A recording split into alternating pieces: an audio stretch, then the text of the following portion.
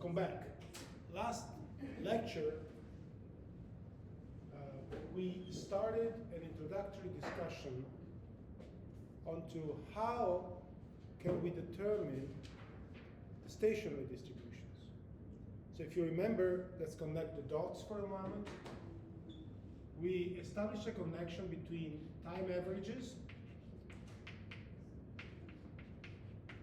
and phase space averages, and we did that for the moment through the ergodic hypothesis.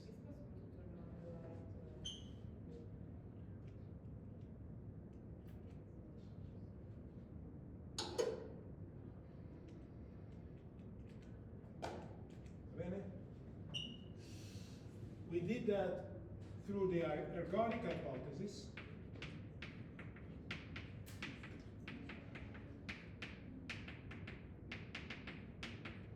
which basically enables us to focus only on the very, very long time limit.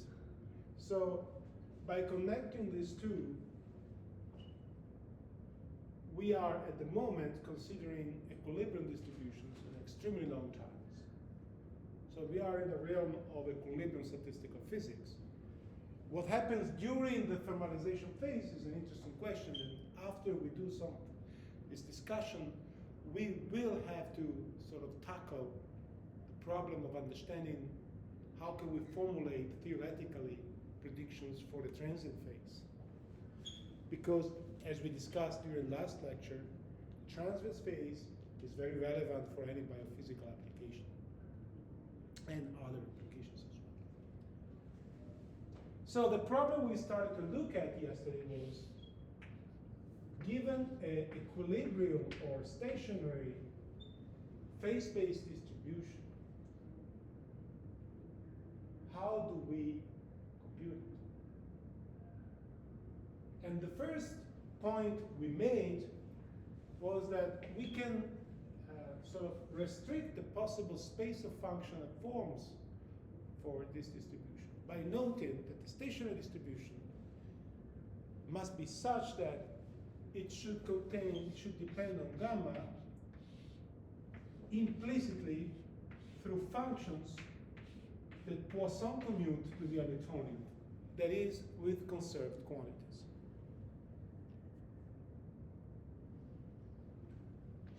And that allows us, if you want, already to grasp the idea that the microcanonical distribution, which conserves energy, must depend on the Hamiltonian, must depend on the phase-space variable through the Hamiltonian, because the conserved quantity is energy, which is encoded by the Hamiltonian. And so in the microcanonical distribution, rho must depend on gamma through the Hamiltonian, and we will narrow down what this distribution would be at the end of this lecture, but this will give us some hints. So this is, if you want, why we did all this Poisson bracket digression, was to be able to narrow down the possible mathematical structure for intensity at equilibrium. But knowing that it depends to the phase space through conserved quantities doesn't necessarily fix the structure form. So how do we determine the equilibrium distributions? Okay, there are basically two strategies. Strategy number one, you open any classic statistical physics book and you read the original Boltzmann-Gibbs derivation of the canonical, mechano-canonical, grand canonical ensembles. And they're based on basically first defining the microcanonical, and then making a microcanonical and split into system and bath. Remember that? And then doing the same with the grand canonical and so on and so forth. This can be done, it's done in books, and you probably have done it in your bachelor education. In this course, we started to take a different approach, which I believe can be more informative, or at least can be orthogonal and open some new way of looking at it. And is the information theory based approach. Shannon-James maximum entropy based method. So yesterday, we came across with the idea of defining for a discrete set of events with associated probability the following quantity that has a mathematical structure of a Gibbs entropy, remember from statistical physics, so it's called an entropy. But these PI are more general than the equilibrium distribution of a statistical ensemble of statistical physics. They're just probability associated with events. So if you want, what Shannon was doing was borrowing concepts from statistical physics to analyze objects that had no direct physical interpretation. He was interested in the concept of information. Remember that? We had the discussion the last lecture. But for us as statistical physicists, when we look at this, we say, okay, if this is a phase space density, this is an entropy. It really is an entropy, okay? And K is actually K Boltzmann. But the idea of the maximum entropy approach is, if I take this and I maximize this as a function of PIs, the result would be the most unbiased set of probabilities. And if I maximize subject to certain constraints, the result would be the most unbiased set of probability consistent with the given constraints. If this sentence doesn't really make sense to you, I would recommend to go back to yesterday's lecture and the last 20 minutes of yesterday's lecture, where we discussed how system naturally evolved towards configurations and states where there are most equivalent alternative realization of the same states are found, that is, toward more entropic states. Okay? So the first thing I would like in this lecture, to do in this lecture, is to convince you that the maximum entropy approach makes sense in a practical application. And first of all, it's a principle. So we don't have to really struggle to prove it, because I state it as a principle. Okay? So first of all, let's consider a set of events, each of which with its own probability. And I'm asking, what is the probability of each event? If I know nothing about them. So the most ignorant prior situation you could think of. Then of course you could be more informative, say constrain this to know some average or to know the results of some measurements. In which case, of course, I start building information into the system. But the moment, let's just take the most agnostic and say, I know nothing about distribution. So intuition wants that if I know nothing about the distribution, my best choice is a uniform distribution. Okay? So, how do we prove that? Well, from the entropy, we build a function that is the Lagrange multiplier extended version of the entropy, and it's basically the entropy plus one Lagrange multiplier and whatever condition we have. But you told me that there is no condition. Yes, one condition is actually there, and the condition is these are probabilities. So they must be normalized to 1, right?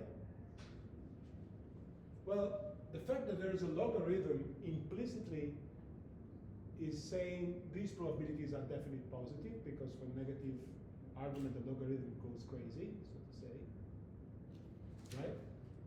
So implicitly I have that the PIs are positive, but now I have to state that they are normalized. So what do? I add the Lagrange multiplier, and then I take the sum of the probabilities and I set them to 1. Now the theory of Lagrange multiplier is now you should maximize this new function as a function of your dynamical variables PIs and of lambda. Right? So let's do that. Well, if I do dt with respect to one of the probability, let's call it pk. Okay? Well, that's negative k, sum of I, d by dpk of pi log pi, right? This is this part.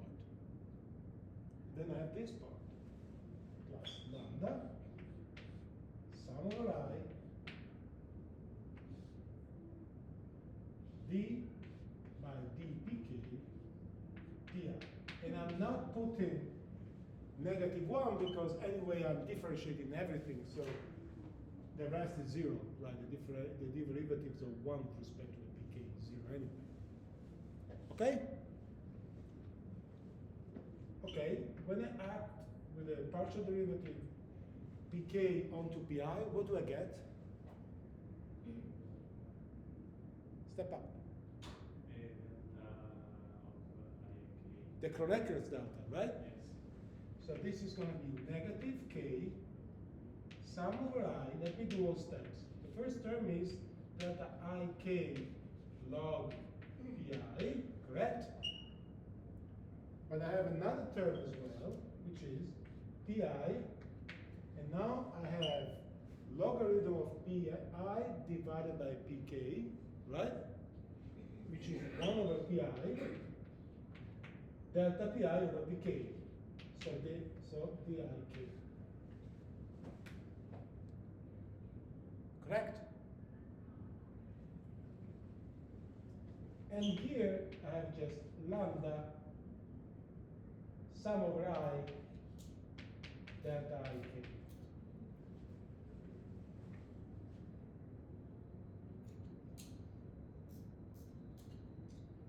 And I want this to be a maximum entropy, so I need to set the derivative to 0.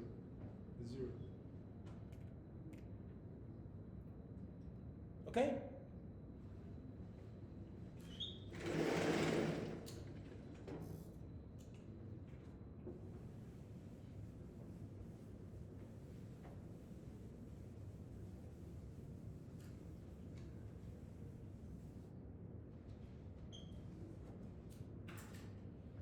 Let me continue with the calculation. Delta k, this is logarithm of pk.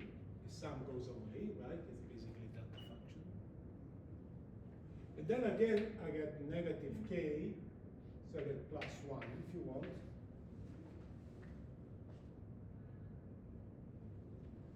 Plus lambda equals 0.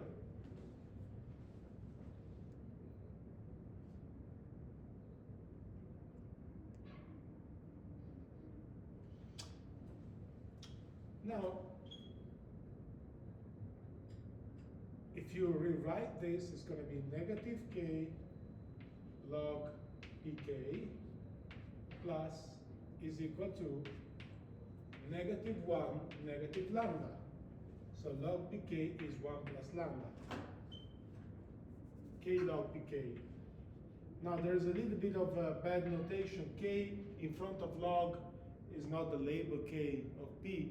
This is the k that enters the definition of entropy, obviously. You can set it to 1 because in this calculation it really doesn't matter. Now, this is basically pk is equal e to the 1 plus lambda over k.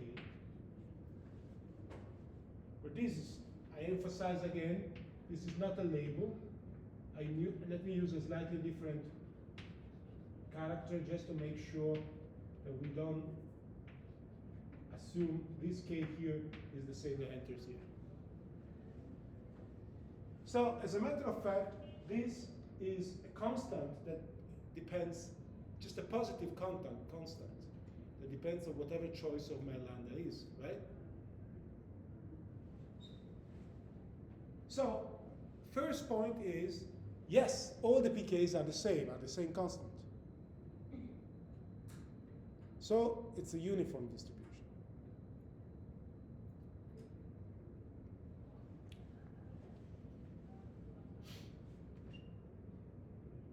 The second point is, okay, now I want to fix the lambda.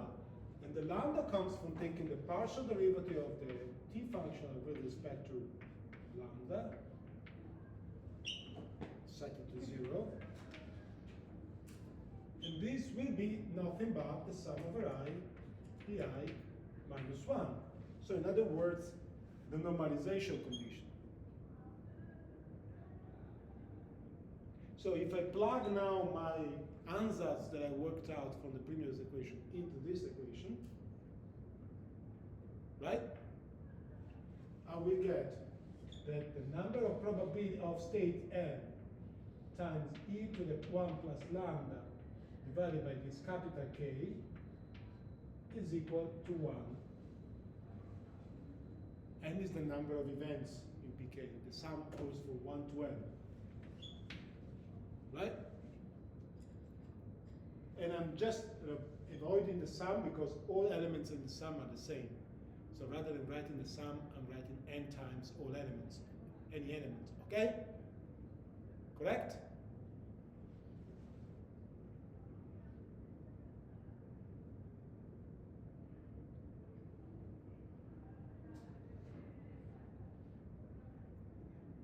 The result is, from this equation, if you want, you can easily work out what lambda is. All you have to do is take some logarithm. So basically, it's a normalized uniform distribution.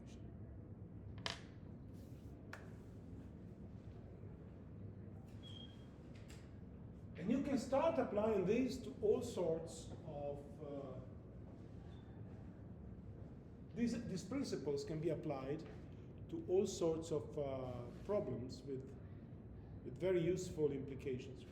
Let me give you another example, which I will not work out. If you want to, we might work it out in another moment. I do that in my course in statistical physics of neural network for the artificial intelligence degree. But you might ask, what is the most general probability distribution knowing the mean and the standard deviation from the mean? And guess what is the most general probability that comes out?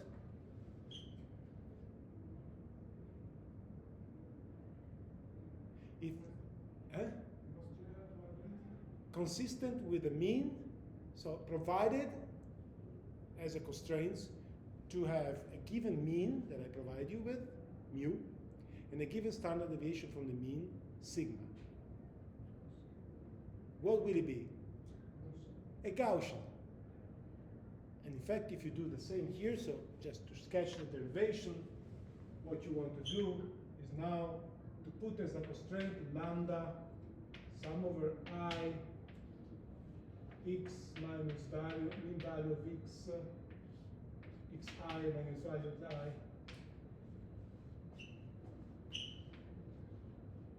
say integral in dx to dx if this is a continuous value, right? And you set this to sigma. So you're saying okay, let me do it well. I wasn't supposed to do this exercise, but let me do it because if I state it without writing, I just generate confusion. So you might ask the following new question. Now you can say, okay, let me take a continuous probability, P of x, and suppose I know the mean of the probability, mu, defined as d of x, p of x, okay? And the standard deviation from the mean, defined as integral d of x, sigma squared is integral of x minus mu squared d of x. right? Now, I didn't tell you what P of x is. I just told you that I know its mean and its standard deviation from the mean. If I only constrain my system to have these two properties, what is the most general distribution I get? Well, I would have in entropy now, I don't use a sum, I use a continuous variable. P of x log P of x. And I guess this doesn't surprise you very much, because it's just a continuous generalization of the previous discrete formula, okay, for a continuous set of variables. Okay, you with me?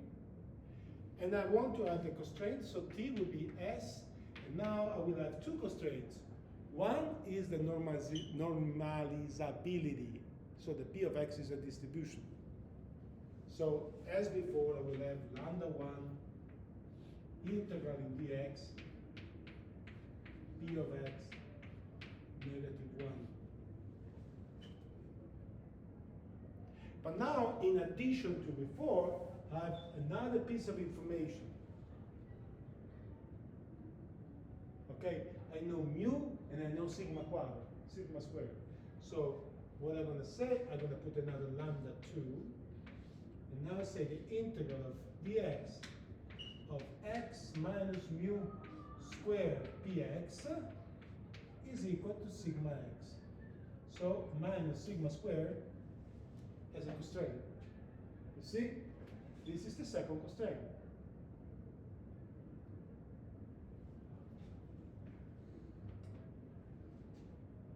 Well, since I've written the problem down, let me as well solve it. Okay.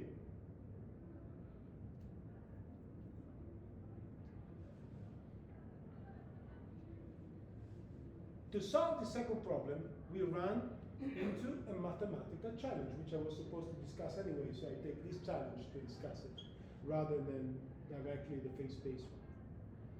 Because now we want to maximize t with respect to what?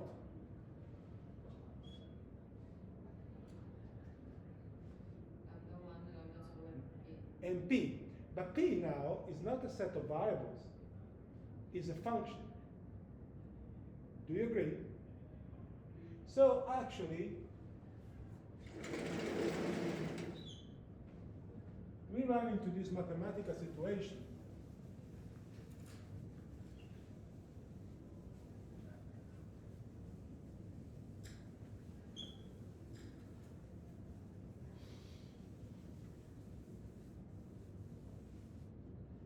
T leaves some room before the equal sign. Okay? Is defined as negative k integral dx p of x log p of x plus lambda, and then you copy whatever. Leave some dots. It's basically I'm copying down the equation that I had before. This t is a function of a function. So it's a function R of P. Are you familiar with the mathematical concept of function R? No? Oh, let me give you some example. The average value of a distribution of this quantity depends on what P is, right? If I choose P picked in a point, this mean will be close to that point, right? If I choose it picked to another point or a multivariate distribution, Bell distribution, it would be whatever it is. So this definition is something that you give me an input, a function, and I give you a number, right? So any mathematical operation that takes a function with certain probability. with certain mathematical properties. For example, the function might be normalizable, L1 function, or there might be wave function, L2 functions. So it's really from a space of function, right? And gives me a number. So if I were, in this case, the mathematical mapping would be between L1, the space of integrable functions, and the real set. This is called a function R. Function R, not a function. So now we want to extremate, and normally functionals are denoted with square bracket of the function, not round squares of the functions. So if a function is f of x, and x is a variable, a functional contains the argument as a function as inverted as a square bracket. Okay? That's just a notation. So now we want to extremize a function R with respect to its argument, which is a function, not a variable. So mathematically, now you want to take a derivative of t, but with respect to a function p of y, and normally this is called the functional derivative.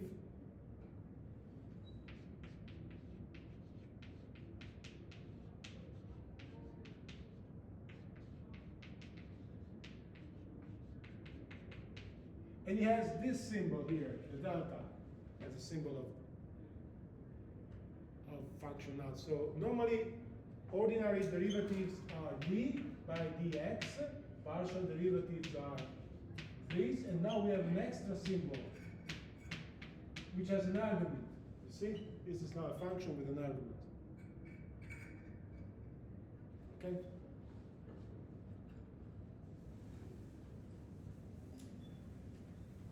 So we want to find the function that extremizes these integrals plus the constraints. So this derivative goes to 0. Now, of course, I've written the beautiful symbol d by dp of y, but what does it mean? How do I define a derivative with respect to a function? Okay, this is very important for any mean field approximation we will do, anything. So be able to differentiate with respect to functions, as we shall see, is a key mathematical knowledge. Integrate with respect to function, that is called functional integration, and functional differentiation form the concept of functional calculus, which is an important set of tools for a theoretical physicist. Okay? So I will now give you a physicist's definition of this. What do I mean by this? Well, if a mathematician wants to rigorously define calculus and functional calculus, has to go through a number of very well-established operations and theorems and proofs, and everything has to be done very carefully to be logically consistent. One thing that is rarely realized by students is that what we mean by derivatives, and as we shall see, functional derivative, is not the same thing as the mathematician means. We mean different things. For all practical purposes, we can use the rules of differentiations of mathematics. But our concept of differentiation and integration is not the same as the concept of mathematicians. I hope I convince you. Let me give you an example. And then we'll go back to this, okay? Suppose we want to take the derivative of a function in a point with respect to its variable at the point x equal x naught, right? Then if you go back to your calculus notes, I'm sure you don't need to, this is something you all remember. This is the limit for epsilon going to 0 of f of x naught plus epsilon minus f of x naught divided by epsilon, correct? for an arbitrarily small epsilon. And I want to say, in Italian we say preso un epsilon piccolo a piacere, which means for an arbitrarily small epsilon. And that's perfectly fine in mathematics. So, say we want to find the tangent to display on the table. And we take the position of a point and we differentiate to get a tangent. So we take for an arbitrarily small epsilon. Well, assuming that I really take epsilon to be infinitesimal, I will start falling to the vacuum between atoms. I will start seeing granularity that makes all the notion of differentiation meaningless. Additional structure will pop in at some scale, which will make everything non-smooth anymore. So the fact that this looks smooth is an illusion because our eye is not able to resolve the atomic structure or the irregularities, but let's assume this is a perfect crystal, the atomic inner structure. Same thing when we talk about fluid. If you do a theory of fluid, you take an infinitesimal volume. And then you look all the atoms that are in, how they flow in an infinitesimal volume. And then you integrate. That infinitesimal volume is not small, arbitrarily small. It must be sufficiently small for instance, the pressure that you define here to be roughly constant within the box, but sufficiently large to contain many, many copies of the same system, many, many atoms, many, many water molecules, whatever you're looking. This idea of the, okay, take it small, but not too small, is not there in mathematics, correct? And I want to emphasize that rooted in this definition of derivative is the renormalization group ideas that we started this course. Physics starts when I have a scale with a system structure, then I have a plateau when no new physics emerge, and then I have mu scales at a new, if I keep on resolving shorter and shorter scale, correct? Remember that discussion? Now, the derivative makes sense in the desert of physics between two scales. So that I can say, in this case of the fluid, I have the fluid as a pipe. So clearly the density changes between inside the pipe and outside the pipe, for instance. Suppose this is a pipe. Clearly at this scale, I have changes in physics because there's no water outside, there is no water. But if I resolve inside, say I take the centimeter, my centimeters are small enough for the density to be nearly constant within the centimeter, but also within half of a centimeter, or maybe a quarter of a centimeter, of a millimeter. You see, there's a plateau scales where I can say things behave consistently. But when I go to the nanometer scale, I can no longer do that. So I have plenty of room to set this limit, because there's a huge gap between this meter time scale and the molecular time scale. Okay?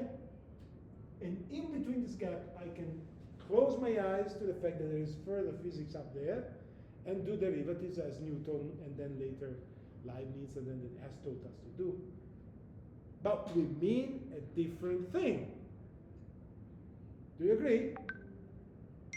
And this is not just a physicist willing to sort of make a digression. It is, I believe, very profound, because it tells us that when we operate on mathematics, we are legitimate to do it in a slightly different way that the mathematicians do, because in the back of our mind we have a physical picture. So now, let's go back to the problem of how you define functional differentiation. Okay? Well, I will give you a one-dimensional function discussion. You can easily generalize that to an arbitrary number of dimensions, okay? So let's say I have a function of one bar.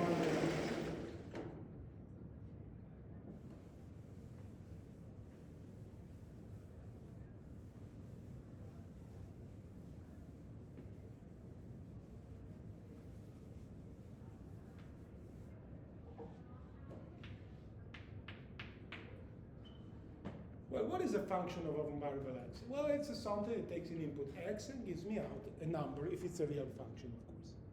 Okay? So let's plot it.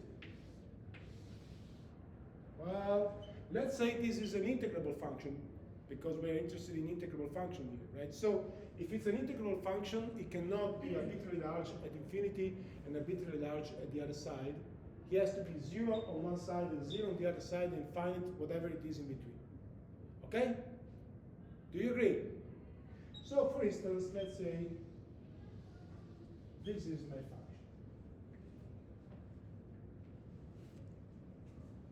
Now, you see, I can represent this function as a vector. Always. That's the concept of Hilbert space in the end of the day. How? Well, I can divide, you can decide, first of all, where the function is to any desired accuracy sufficiently small to be neglected. So I want 10 to the minus 8. That's 10 to the minus 8 and 10 to the minus 8. I want 10 to the minus 9, probably I need to go here. To any desired accuracy, I can decide where the function is, okay, small is small enough, okay? So I can completely neglect anything that happens outside here and outside here. There the function is, for all practical purposes, 0. You might say, okay, it's not really 0, fine, tell me how accurate you want to be. And I will extend this until you're happy. Okay?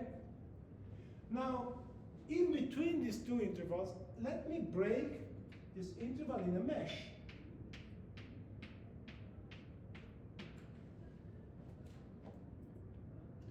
And specify not the entire function, but only the function at the mass.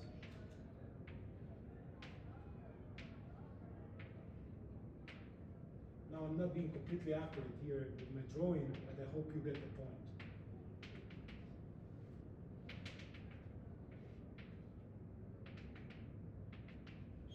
Very inaccurate, but you get the point.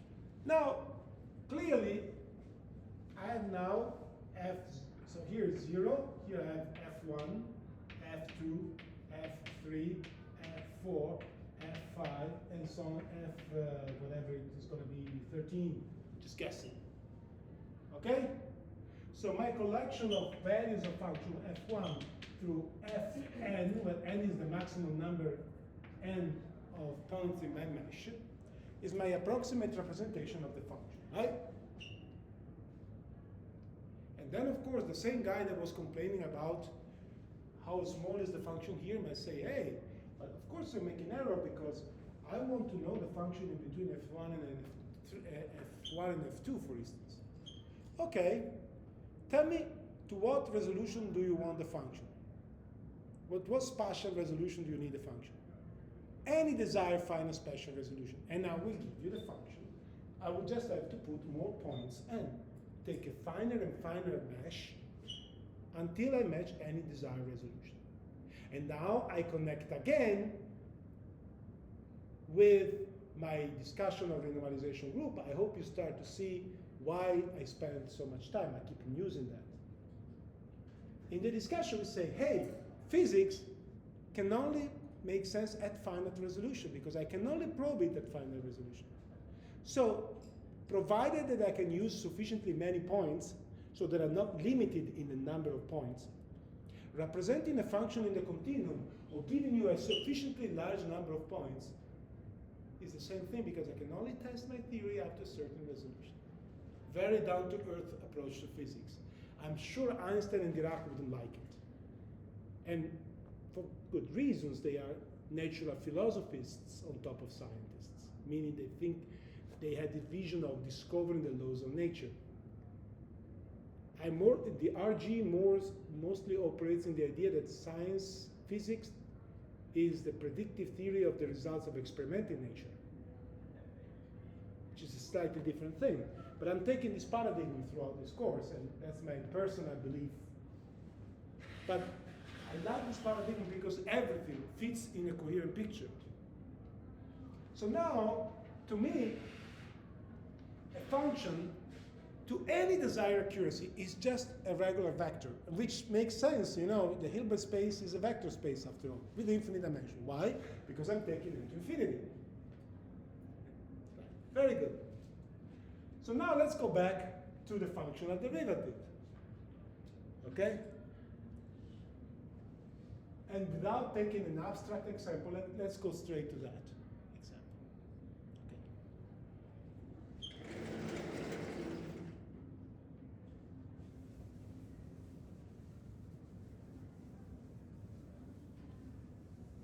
So, to any finite accuracy,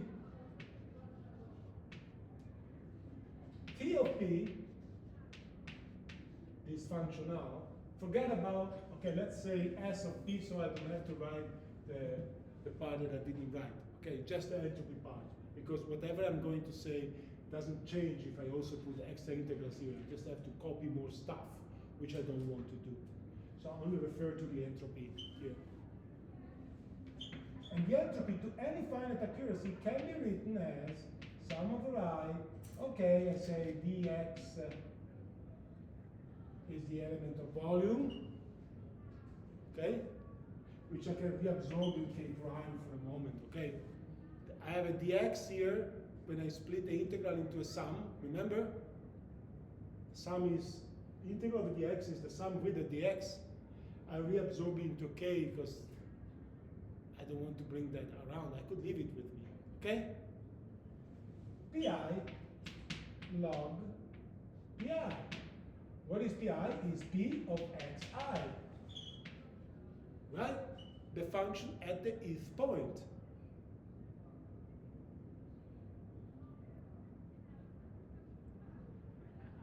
Okay? So, when I take the derivative of the entropy with respect to the function at some argument,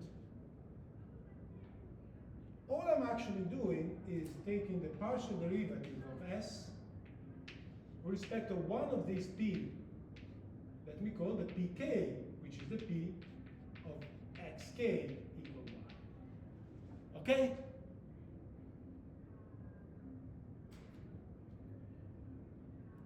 So in other words, functional derivatives can be made sense of by discretizing,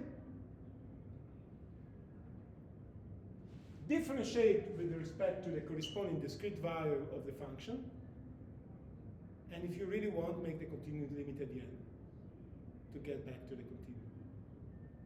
Okay? So there is no actual difference between conventional derivatives and partial derivatives if you put everything on a mesh. For instance, let's see if you now are with me.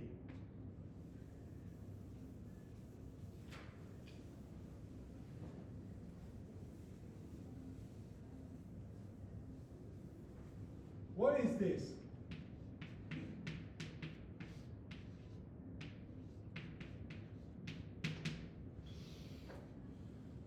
If you got me, if you understood what I said, what is this?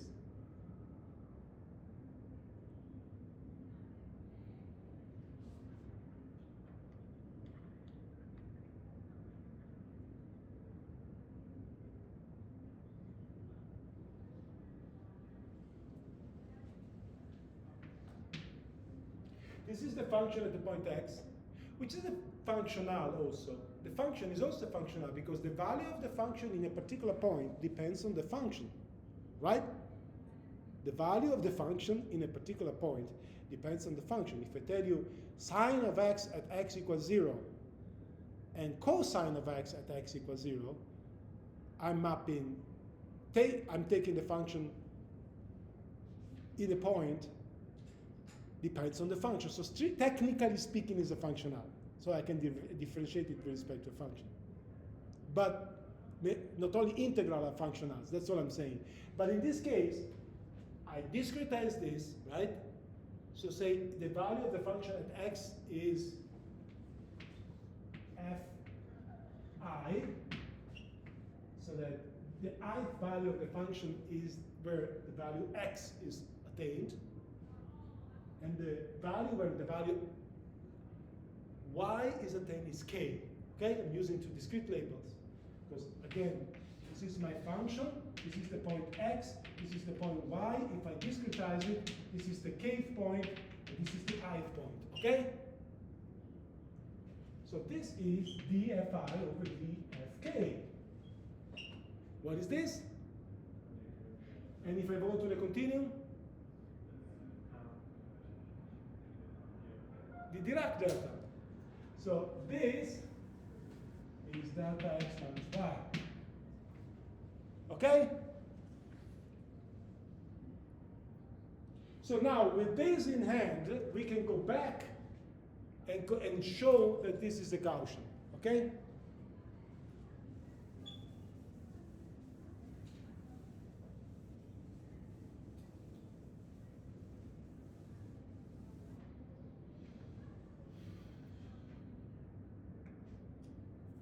So now I can reinstall the second line.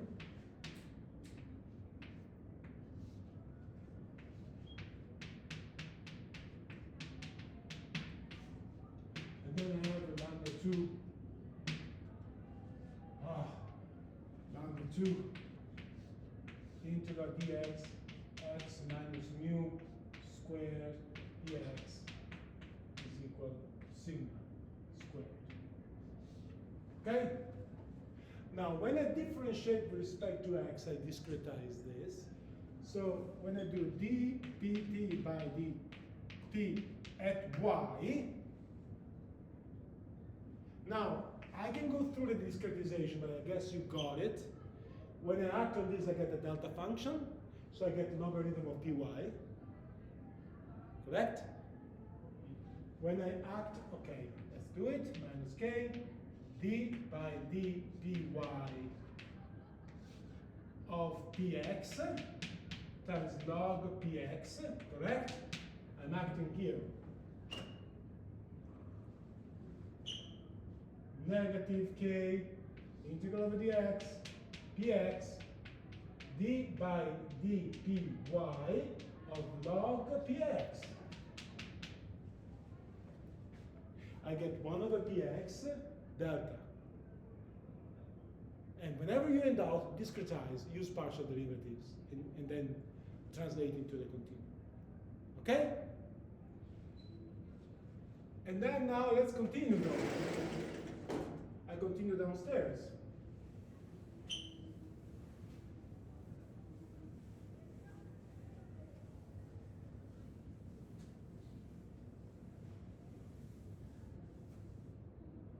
Plus lambda 1, and now I have the integral of dpx, d by dy, I get the delta function, integral of the delta function is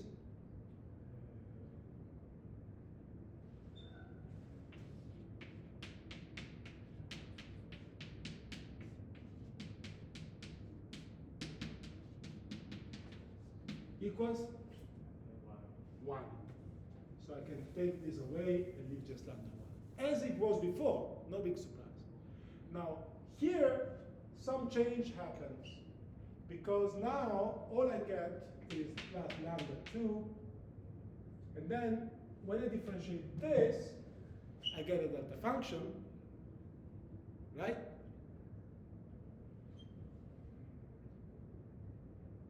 So I get x, y minus mu squared.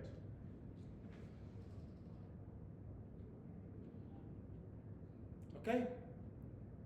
Now, this goes to 0. And now you see we're getting close to what I was having before. I'm having a structure, f of y goes like e to the lambda 1 plus 1, e to the lambda 2, negative lambda 2, y minus y squared. This is a constant. This already has a structure of a Gaussian. Now, all you need to do is to fix these two. This is the normalization. And this will come by imposing that the variance is what it is. So what you do, you take this, you bring it there, and impose that these moments coincide with the variance. Correct? And this basically will determine that this is 1 over 2 sigma squared.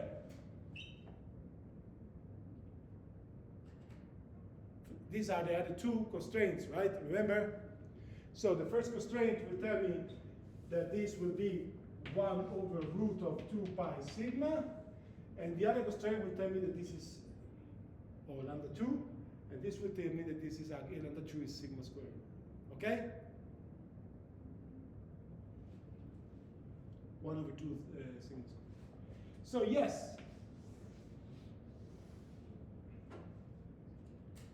what we proved was that the most unbiased distribution is a Gaussian. Nice exercise. Okay, so why did we take the pain of doing all this? Because now we can use the same ideas and ask, what is the most general distribution consistent with the average, with a given internal energy, average values of the energy, right? This will be a Boltzmann distribution, right? So now we can do the same and ask the following question. Are you with me, guys?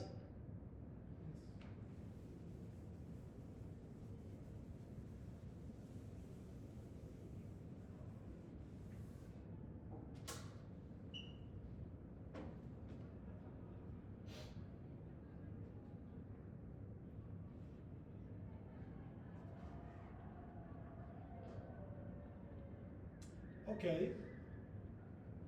Now, my distribution is my rho of gamma. It's not my P of X. This is what I want to find. Okay? And so I define my entropy to be negative K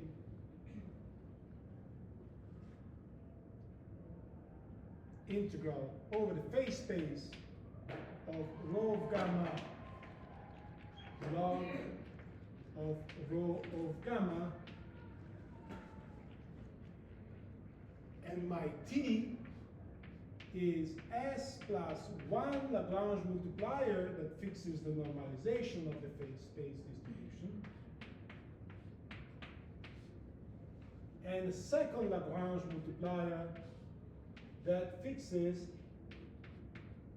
the mean value of the Hamiltonian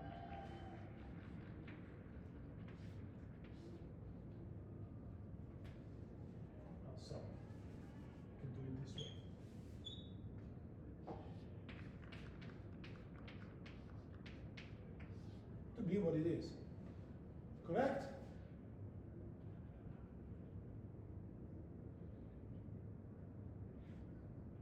But now, the exercise, are you with me, guys? Now, the exercise we just did basically solves the issue. Because now I can redo exactly the same thing. But you see, if I just go back, here as the same structure of this, the only difference is that here I have x to the minus mu squared, and here I have the Hamiltonian, right? And what happened? When I acted on the derivative here, this was going away, leaving me just out of this structure. And when I acted on the entropy, this produced an exponent. Remember?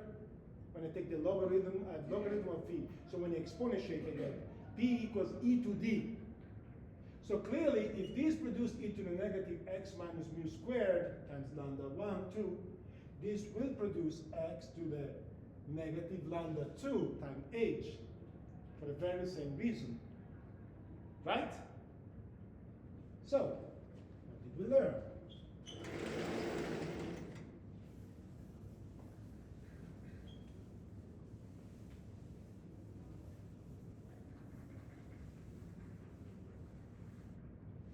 That the most unbiased distribution consistent with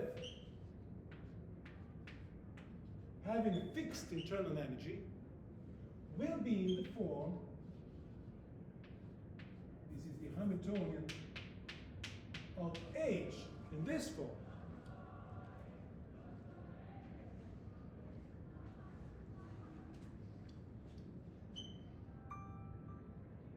Right?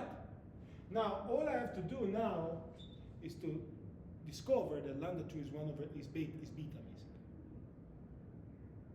Right? The way you do it, well, I call z here rather than e to the lambda 1 because it's a normalization, and normally the normalization of a distribution in phase space is called the partition function z, right? Correct? So now, all I want to do is to identify a case. Well, there's many simple ways to do that, but basically you do it for consistency. One way to do that, let's see if it's the same that I use in the notes for consistency.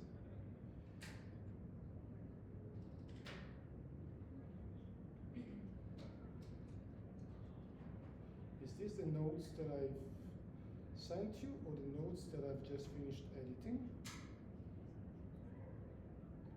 I guess it's the notes that I finished editing.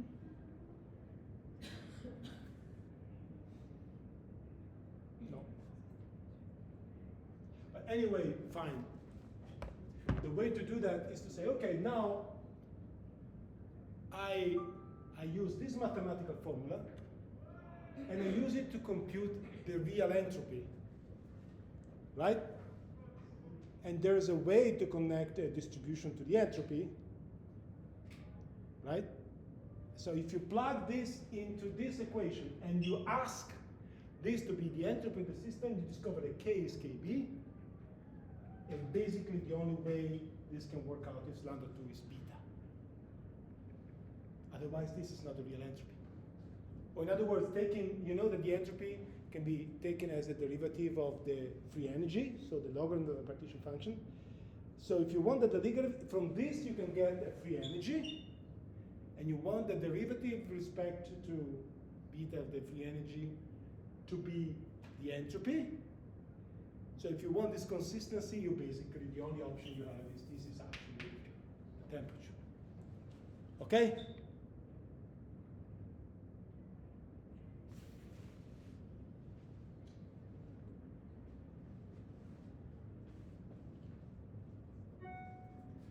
So what did we learn? We learned that the Boltzmann distribution could have been inferred from maximum entropy principle. Now, this would be a curiosity for you if the implications of this derivation did not extend further than this example. Because you had a way to know the stationary distribution of the canonical ensembles without invoking all this. I want to step ahead of the course and give you a motivation why this is a very fruitful insight. Because you see, sometimes you do simulations, and you, as we shall see, we would use simulations to sample distributions. But the simulations are not exactly sampling a very good Boltzmann distribution, sometimes because I cannot be exhaustive in configuration space, and I think I'm ergodic and I'm not ergodic, for instance, right? My algorithm has problem. But let's assume the algorithm has not problem. The force field is inaccurate, okay?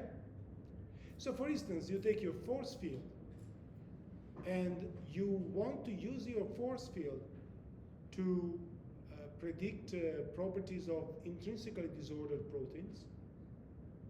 But your force field was built onto the protein structure database, onto native proteins, ordered proteins. Well, you probably don't know, but if you naively take the force fields fitted on proteins and try to understand, make predictions for disordered proteins, you get not so good results. Typically, the force fields that we use to fold proteins that have a United state are too attractive. When they apply to intrinsically disordered structures, they tend to overcollapse. The radius of gyrations is not consistent. Now, this approach allows you to help you correct for these things by adding to the calculation ingredients you have from experiment. You might say, okay, this is slightly more complicated than I'm actually telling you, so you're not supposed to remember this as a proof. I'm just telling you some motivation, okay? You might use this formulation and say, okay, you can use this to say, okay, what is I want to sample my dynamics in order to get the most unbiased distributions consistent with the fact that has a constant energy and the radius of gyration is this, because I measured it. You see? Now this will put into the constraints some experimental constraints and will slightly correct the distribution, making it slightly non-Boltzmann. Right? But is this wrong or is this right? Well, you know, it's a way in which you're mixing theory and experiments together somehow. See? So it's kind of, to me, it's surprising because I don't think it fits naturally in this Galilean separation between model and experiment. Doesn't mean that it's any less useful. But you see, you know your first field is inaccurate. So instead of saying, okay, I've just sampled directly the Boltzmann distribution, you sample a distribution that has constant energy and is consistent with the data. And this will slightly update your algorithms in the form that you have to read papers to understand. That will allow you to make predictions that are more in line with any available information you might have, in addition to the one that is encoded in the force fields. This provides a constructive and controlled way of correcting for mistakes in your theory. You cannot do that just applying blindly the original theory by Boltzmann and Gibbs. Correct? So, in summary, in this lecture we achieved many things. First of all, we provided 3 different applications of the maximum entropy principle, each of which returning reasonable results. Uniform distribution, Gaussian distribution, and Boltzmann distribution. To do that, we had to introduce concepts of functional calculus. They sounded exotic, and they are if you try to define things properly as the mathematicians would. But in the end of the day, they are not particularly exotic. They are just, you can, as a physicist, invoke renormalization group arguments and turn anything into simpler mathematical objects you know to treat. Just as much as when you do derivatives or you put a derivative on a computer, you can simply take a delta x small enough for your problem. Similarly here, you can think about physicists, the physicist way is basically the way they can be taught a computer to do. Not at today's computer that is algebraic manipulation, but say a computer of the 70s to do. I'm making a distinction because what you can teach ChatGPT today or Mathematica is totally different, right? And doesn't fit in this plan. The third piece of message that I wanted to deliver today was that this formalism is flexible enough to enable you to look for distributions that not only accommodate for constraints you might have from theory, but also integrate that knowledge with constraints you might have from data. And you start to see why maximum entropy principles are at the heart of many machine learning algorithms. So after all, this is a course of AI and statistical physics, and so we will do more a machine learning as we move forward. I don't quite know what is your background in machine learning, so we'll see how far we can go with that, how qualitative we will have to be. Okay, but that much I'm sure you know, machine learning is based on data, which you might get from outside, some supervised learning, or you might generate in some active learning scheme, yet data are, right? So this is a way in which you, through maximum entropy, systematically incorporate any data information in your calculation, you update your information. And as you can imagine, in all this machine learning stuff, maximum entropy also connects with Bayesian statistics so that you can compare prior and posterior. But this is a little bit of a long digression, which I'm not going into. I will see some application perhaps later during the course. Okay, end of the lecture, I guess.